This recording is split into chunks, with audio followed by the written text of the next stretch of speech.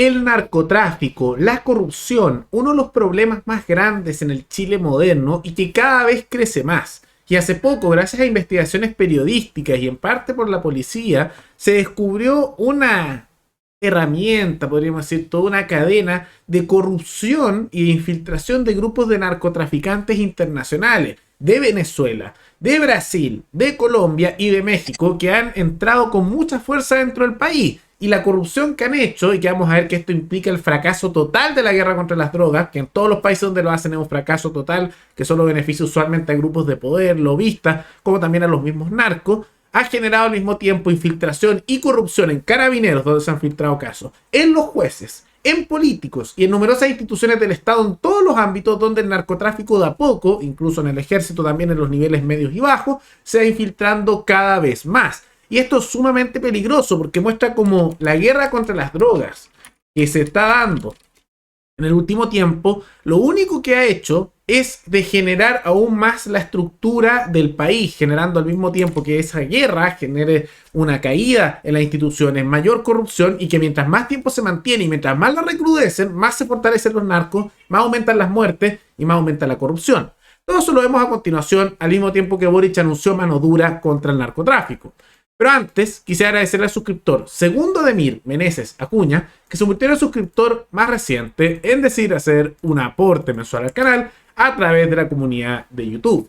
Así que muchas gracias, te lo agradezco mucho. Y gracias a aportes como el tuyo y el de otros suscriptores que este proyecto sigue adelante y se mantiene independiente. Así que si alguno de ustedes quiere hacer un aporte voluntario único por Flow, o por criptomonedas, o un aporte mensual por Patreon, o por la comunidad de YouTube, pueden decidir hacerlo mirando un comentario que se encuentra fijado abajo. Y también pueden apoyar este programa comentando, dando like y compartiendo este video en sus redes sociales. El Tren de Aragua, uno de los grupos de narcos más importantes y violentos que hay en Latinoamérica. Tal vez no es tan conocido como algunos de los carteles de drogas que se ven en Colombia y en México, pero es uno de los que más ha infiltrado Chile y que tiene responsabilidad directa, de acuerdo a investigaciones de la policía, como también de la prensa, tanto en el aumento de la delincuencia en Chile, como también en el aumento de la corrupción y también de la inmigración ilegal. Porque este es uno de los grupos de narcotráfico más violentos que hay y está presente en Venezuela a su base. Y mucha de la plata que generan en Chile la envían a Venezuela. Y vamos a ver que esto también tiene ciertos vínculos con el gobierno chavista de Nicolás Maduro. Ahora, esto se da en medio de una operación policial en la cual se detuvo a numerosos sujetos, numerosas personas, se encontraron cadáveres en Arica y se vio una infiltración a lo largo de instituciones. Y por más que esto lo muestren como algo de éxito policial, es una muestra realmente del fracaso, porque por más que detengan personas y hagan algunas cosas, no sirve en la guerra contra las drogas y en el largo plazo esto simplemente perjudica a la población. Ahora, ¿cuáles son algunas de las cosas de las cuales es responsable este Tren de Aragua? Que no es el único que hace esto, sino que hay muchos grupos narcos de distintos países que lo hacen. La inmigración ilegal. Se ha descubierto que tienen prácticamente pasos fronterizos propios. Tienen zonas del país, muchas veces lo logran mantener porque a funcionarios tanto de carabineros como también de frontera los tienen sobornados y son corruptos. Tienen pasos tomados y que son no conocidos, excepto por ellos. Y por ahí, en países, por ejemplo, de Venezuela, que quieren venir a Chile o de distintos países, lo que le hacen es que les pagan a los narcos y los narcos los pasan al interior del país por sus propios pasos, que logran mantener escondidos por al menos un tiempo, por también sobornos que hacen a nivel local. Vamos a ver que eso se da gracias al nivel de corrupción grande que se está viendo en muchas instituciones, eso lo vemos un poco más adelante.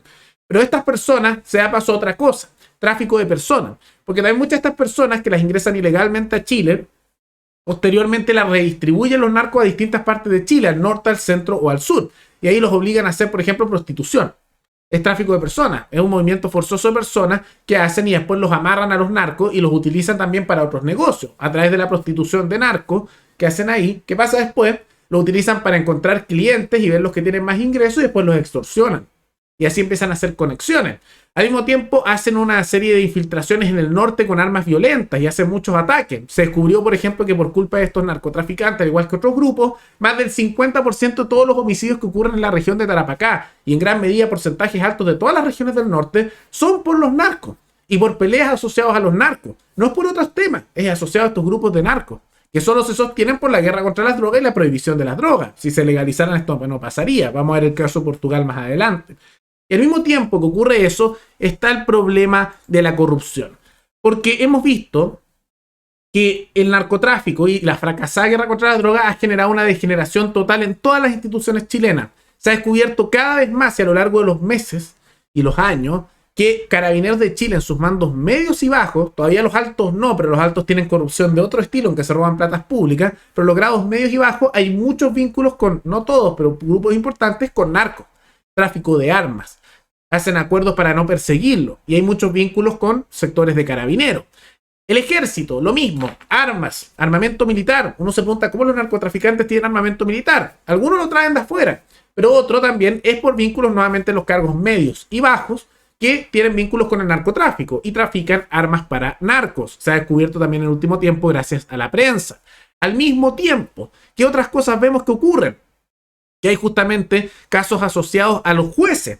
Numerosos jueces de niveles nuevamente más bajos y a veces medios se descubre que tienen vínculos con narcos y hay acusaciones incluso que a veces esto podría llegar a los niveles altos del poder judicial. Entonces esto es una degeneración que se ha dado en todo ámbito y que llega también a los partidos políticos, porque oficialmente no sabemos si hay partidos asociados al narcotráfico, pero se sospecha que sí. Y ya ha habido casos de figuras asociadas a partidos políticos que tienen vínculos con narcos. El caso más conocido es el del Partido Socialista. Ahí el alcalde de San Ramón tenía vínculos y ahora está en la cárcel en prisión preventiva con el narcotráfico. Hasta lo ayudan en sus campañas.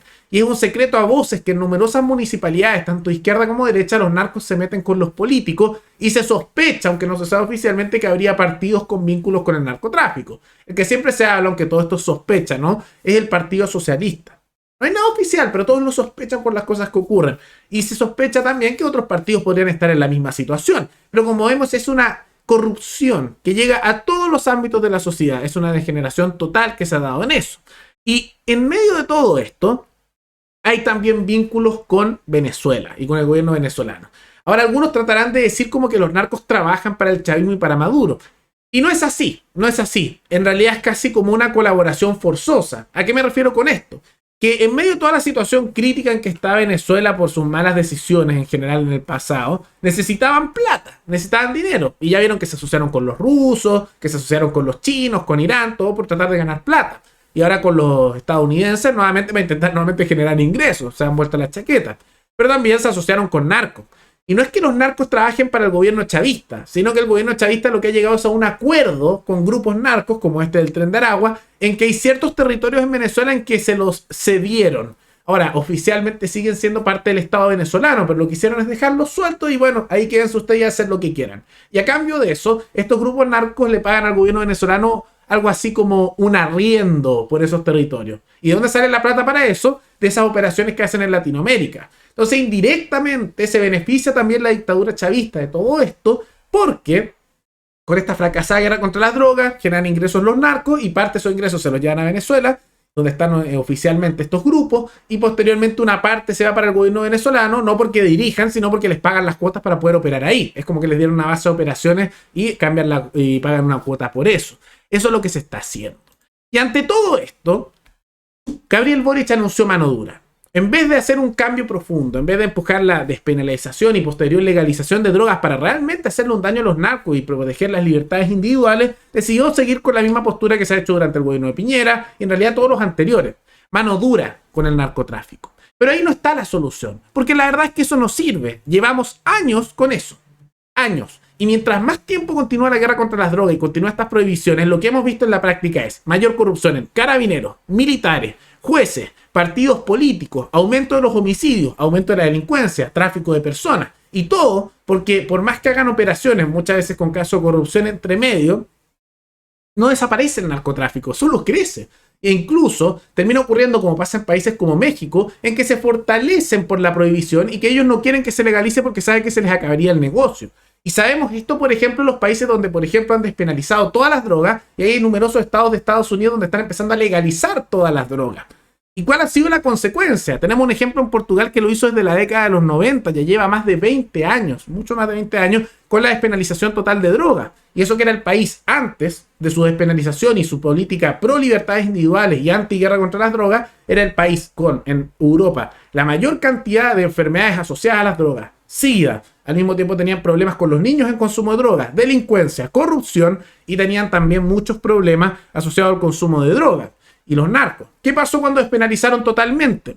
bajó la delincuencia, bajó la corrupción, bajaron enfermedades como el SIDA, bajaron numerosas enfermedades también asociadas al consumo de drogas. Y terminó ocurriendo que el número de drogadictos no cambió con o sin la guerra contra las drogas, el número era igual, pero ahora en vez de verlo como un problema de guerra, como un problema policial, lo empezaron a ver como un problema de salud, que había que tratar a las personas que querían tratar si no había sanción. Entonces empezó a ver que morían menos personas porque la calidad de las drogas no fue una cosa de mala calidad, sino más pura y por lo tanto mejor consumo, por lo tanto menos tóxico, y las personas que estaban drogadas ya no tenían miedo de acudir a la salud y de ser tratados como si esto fuera una enfermedad, porque no era un delito.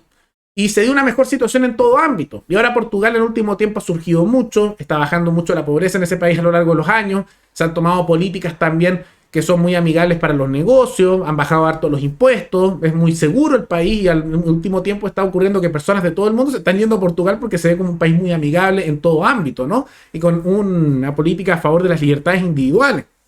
Entonces, si uno quiere desarticular lo que quieren hacer estos grupos de narcos, lo que tiene que hacer es despenalizar y posteriormente legalizar todas las drogas.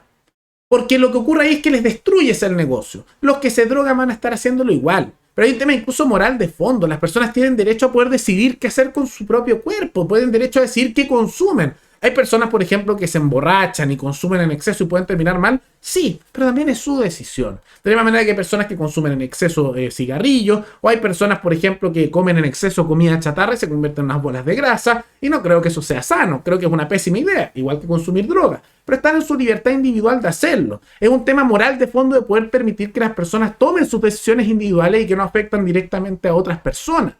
Porque cuando afectan a terceros, todo tiene consecuencias indirectas. Si hay alguien borracho, también afecta a otro. Si hay alguien que está fumando mucho, también puede ser molesto. Igual que una persona que está con obesidad mórbida. Es lo mismo que pasará con terceros cuando hay consumo de drogas. Pero su decisión individual de consumir lo que quieran es algo correcto. E incluso si eso no fuera lo más importante, que lo es, en la práctica solo hay consecuencias positivas de quitar estas prohibiciones arbitrarias que comenzaron a comienzos del siglo XX, en gran medida impulsadas por Estados Unidos y por políticas que en su origen tienen un elemento más bien racial y discriminatorio como una excusa para, en el caso de Estados Unidos, criticar mucho y buscar maneras de expulsar a latinos y a otras minorías, especialmente también los chinos por el consumo de opio. Pero de todas maneras, esto es una política que trae en la parte moral algo correcto, pero al mismo tiempo en la parte práctica trae solo beneficios. Tenemos el ejemplo de Portugal, que no es de hace unos pocos años, es desde los 90. Tenemos décadas de ejemplos del éxito de estas políticas.